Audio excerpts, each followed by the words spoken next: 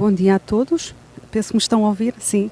Bom dia novamente. Queria agradecer ao LAIS e ao Laboratório de Investigação Tecnológica em Saúde o convite que me fez para estar aqui presente e dar um cumprimento especial ao professor Ricardo Valentim por este magnífico trabalho que tem sido desenvolvido aqui no Brasil e com grandes repercussões positivas para os outros países, nomeadamente alguns grandes ensinamentos para o nosso país de Portugal. Gostaria de cumprimentar também todos os elementos que estão aqui presentes. Mais uma vez é um prazer estar convosco, estar aqui com o professor Carlos Alberto como moderador, pessoa com quem eu estimo muito, e também dar aqui um cumprimento quer aos restantes, que é um prazer também estar convosco, mas também ao Dr. Luís Evangelista, que tem sido um prazer trabalhar com ele, inclusivamente já desenvolvemos um artigo, juntamente também com a Faculdade de Direito da Universidade de Coimbra, e que neste momento estamos já também encaminhados para novos trabalhos, conforme o Sr. Professor Carlos Alberto há pouco falou. Eu hoje, quando me pediram para vir falar do direito à saúde, e quem me conhece do ponto de vista dos trabalhos que eu tenho desenvolvido, eu quando estou a apresentar gosto de ler pouco e falar muito mais. Contudo, quando se trata desta área tão sensível e que eu vou efetivamente expor aquilo que o nosso esquadro jurídico nos apresenta, eu vou acabar por ter que ler aquilo que vos trago. Fiz uma síntese daquilo que eu achei que é mais importante para falar sobre o direito à saúde em Portugal. Do ponto de vista do sumário, então eu traria aqui a Constituição da República Portuguesa, abordando o direito à saúde, sendo constitucional e transformando-o em direito real, seguido do Serviço Nacional de Saúde, e aqui dando ênfase principalmente à criação do Serviço Nacional de Saúde em Portugal, seguido da Lei de Bases da Saúde e também falar um pouco sobre as ordens profissionais. Então, começando em 1976, com a criação da Constituição da República Portuguesa, em que é abordado o direito universal à saúde, no seu capítulo 2, dos direitos e deveres sociais, o artigo 67, referente à saúde, diz-nos que todos têm direito à proteção da saúde e o dever de a defender e promover. Acrescenta no seu ponto 2 que o direito à proteção da saúde é efetivado através de um Serviço Nacional de Saúde geral, universal e geral, e tendo em conta as condições económicas e sociais dos cidadãos, e sendo tendencialmente gratuito. Numa primeira fase ele era considerado gratuito, mas, como vamos ver mais à frente, passou a tendencialmente gratuito. Seguidamente, então temos aqui em 76 a Constituição da República Portuguesa, onde vem dar ênfase à preocupação da saúde, e seguido temos a criação efetiva do Serviço Nacional de Saúde em 1979, com a Lei 56 de 15 de setembro, em que refere que as normas constitucionais da universalidade, sendo um serviço para todos os cidadãos, a generalidade em todas as necessidades de saúde e de forma gratuita para todos os cidadãos. Entretanto, há 3 emendas constitucionais, uma em 1982, outra em 89 e em 97, sendo a de 89 em que refere que há o afastar do princípio da gratuitidade, passando a tendencialmente gratuito. Também gostaria de acrescentar que desde a criação do Serviço Nacional de Saúde, a prestação de cuidados de saúde em território nacional passou a ser assegurada por um conjunto de unidades públicas e convencionadas, distribuídas por todo o território nacional ao nível da assistência básica, se referimos à assistência primária, à diferenciada, em contexto hospitalar, a pós-hospitalar, o que se referimos aqui à continuada, e também à paliativa. Dando, então, agora em 1990, foi criada a Lei de Bases da Saúde. Esta Lei de Bases da Saúde que veio tornar muito mais efetivo a própria criação do Serviço Nacional de Saúde. Com algumas orientações, eu trouxe aqui alguns dados que achei importante transmitir hoje aqui na nossa palestra.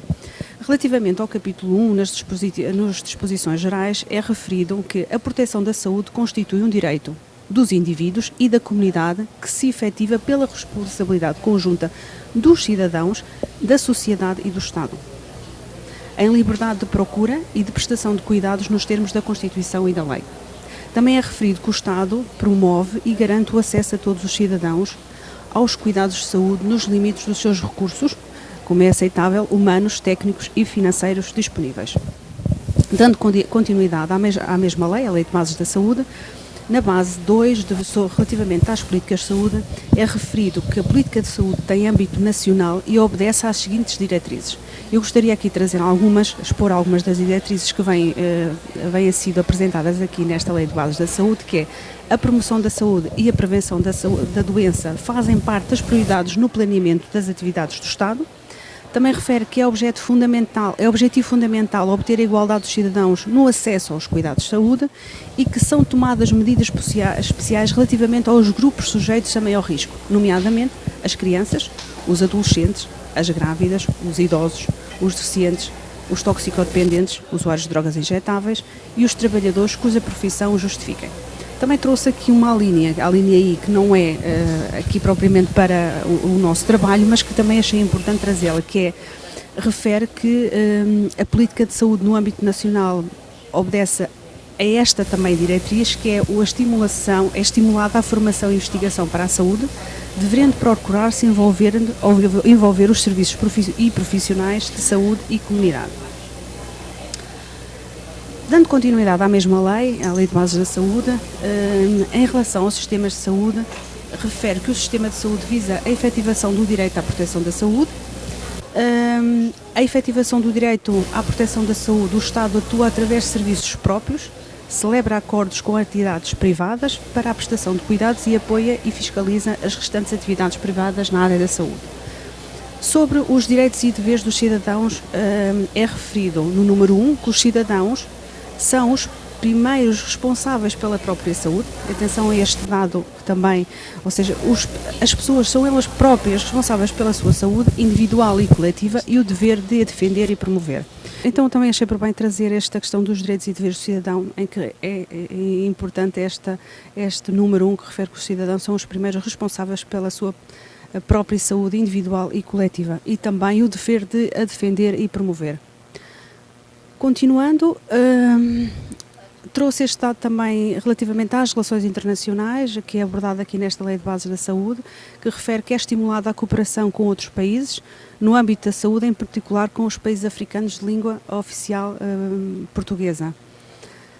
Depois, no capítulo 2, e indo especificamente para o sistema de saúde, aqui é referido que o sistema de saúde é constituído pelo Serviço Nacional de Saúde e por todas as entidades públicas que desenvolvem atividade de promoção, prevenção e tratamento na área da saúde, bem como todas as entidades privadas.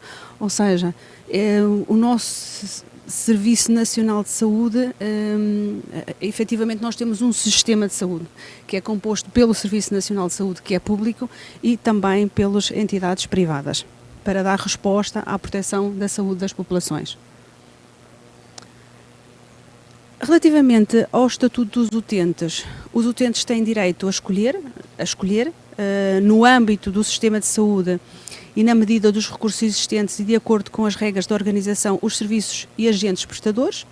E outro ponto que eu aqui também quis trazer, na linha D, que refere a ser rigorosamente respeitada a confidencialidade sobre os dados pessoais que todos os utentes têm direito, à questão da confidencialidade dos dados pessoais. O Serviço Nacional de Saúde... Eu queria pedir a vocês que estão aqui, que vocês prestem atenção às peculiaridades daquilo que está sendo apresentado. Porque, apesar de termos similaridades, não são situações iguais. E particularmente sobre prestação de serviço, escolha de serviço, que não temos como parte da lei brasileira. Então, observem as diferenças, porque a discussão vai ficar muito em cima da gente ter quais são as diferenças, o que melhora lá, o que melhora aqui, né? Obrigada, professora Carlos Alberto. Então, dando continuidade e falando também das próprias características do Serviço Nacional de Saúde, é aqui plasmado a dizer que se caracteriza por ser universal quanto à população abrangida, presta integralmente cuidados globais, ou garantir a sua prestação. E isto aqui reporta-se à questão dos cuidados privados. Ser tendencialmente gratuito para os utentes, mas mesmo assim tendo em conta as condições económicas e sociais dos cidadãos. Também refere a necessidade de garantir a equidade no acesso dos utentes, com o objetivo de atenuar os efeitos das desigualdades económicas, geográficas e quaisquer outras no acesso aos cuidados. São estas algumas das características, mas muito importantes, do Serviço Nacional de Saúde português. Relativamente aos beneficiários, quem são os beneficiários do Serviço Nacional de Saúde? Então é referido que os beneficiários são todos os cidadãos portugueses, são igualmente beneficiários do Serviço Nacional de Saúde os cidadãos nacionais dos Estados-membros das Comunidades Europeias e também os beneficiários do Serviço Nacional de Saúde, os cidadãos estrangeiros residentes em Portugal em condições de reciprocidade. Aqui é abordado também a questão das taxas moderadoras. Se numa primeira fase falávamos em gratuitidade, mais tarde, com a emenda que vos falei, passou a tendencialmente gratuito e é referido que as taxas moderadoras têm como objetivo racionalizar a procura. Inclusive é aqui referido com o objetivo de completar as medidas reguladoras do uso dos serviços de saúde. Também trouxe este documento, esta lei número 15 de 21 de março de 2014, que é a Carta dos Direitos e Deveres dos Utentes, refere a legislação consolidada em matérias de direitos e deveres dos utentes dos serviços de saúde e no seu ponto 9 refere que os doentes têm direito à confidencialidade de toda a informação clínica e elementos identificativos que lhes digam respeito. Também outros contextos que eu achei por bem trazer aqui uma visão mais a nível europeu e mundial sobre o direito à reserva da vida privada, começando pela Declaração Universal dos Direitos do Homem, artigo 12, a Convenção Europeia dos Direitos do Homem, no seu artigo 8, o Pacto Internacional dos Direitos Civis e Políticos, no seu artigo 17, e aqui dando ênfase à Convenção de Oviedo, no artigo 10, que refere que qualquer pessoa tem direito ao respeito da sua vida privada, no que toca a informações relacionadas com a sua saúde. Também, na Constituição da República Portuguesa, no seu artigo 26º, é referido o direito à reserva da intimidade da vida privada e familiar. Referindo aqui o ponto 1, que vou passar a ler, que a todos são reconhecidos os direitos à identidade pessoal, à reserva da intimidade da vida privada e familiar e à proteção legal contra qualquer forma de discriminação. Agora, falando um pouco sobre a questão do segredo profissional, e estou quase a terminar a minha apresentação, começando aqui pelo próprio juramento de Hipócrates, que todos nós conhecemos, e passo a ler esta citação, que é referido: tudo que possa ver ou ouvir, durante o tratamento ou fora dele, no que respeita à vida dos homens, que de forma alguma deve ser divulgado, o calarei e conservarei para sempre como segredo. Claro que hoje atualmente o trabalho em equipa pressupõe um segredo partilhado e não propriamente aquilo que estamos hoje aqui a ler, mas que estas preocupações já existem, a questão do segredo profissional, algo que vem do passado. Relativamente ao sigilo profissional, algo transversal a todas as profissões ligadas à saúde, e diria não só à saúde, mas também à saúde, e trouxe aqui os dois exemplos dos códigos deontológicos, nomeadamente da Ordem dos Médicos e o Código Deontológico da Ordem dos Enfermeiros, em que ambos têm os seus artigos respectivos relativamente ao dever de sigilo. Também trouxe para esta apresentação aqui, que nós temos em Portugal o Sistema Nacional de Vigilância Epidemiológica, chamado SINAV. Este SINAV é um local onde drena toda a informação relativamente às doenças de notificação obrigatória, onde inclusivamente nós podemos também aqui encontrar um conjunto de doenças de declaração obrigatória ou notificação obrigatória, que são de infecções sexualmente transmissíveis, inclusivamente as quais nós temos aqui abordado, nomeadamente a questão da sífilis, VIH-Sida, e também gonorreias. Relativamente a esta questão destas infecções, trouxe aqui algumas notas, que é o direito à reserva da vida privada e o direito à autodeterminação informacional.